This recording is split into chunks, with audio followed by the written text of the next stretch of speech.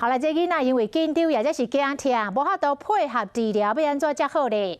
专业的儿童家科讲哦，要治疗进前，会甲囡仔猛开讲，或者是来介绍这个治疗的技师，来转移着囡仔注意力。啊，治疗的时阵要做啥物款的动作，嘛会讲好清楚，互囡仔较袂遐尔啊惊。若是这个步数拢总无效，恐惊就要用束带来固定，或者是转到大病院，互麻醉师先来注迄个镇定的药物，再来治疗。还会不会放牙医？我不知道哎，因为我第一次到哪。头一摆看喙齿，查某囡仔看起来淡薄仔紧张，医师无随治疗，是先甲伊开讲。7岁了，那你就小一了啊。对啊。等囡仔静落来了后，要来小解工具。我镜子给你看，我等一下拿镜子，你先拿大镜子。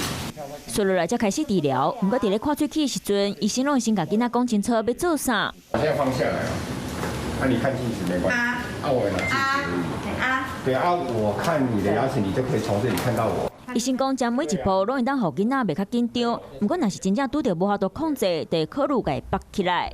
身体固定，然后这边还有一个绑他的手，好，啊这边是脚。爸母若是唔甘囡仔红绑，或者是喙齿爱看真久，咪当选择去大间病院，有专门麻醉水体科，家做镇静剂，才个治疗。当然，我们跟小朋友沟通，要么跟父母沟通，哦，还有医师本身，那就是这3方面要沟通。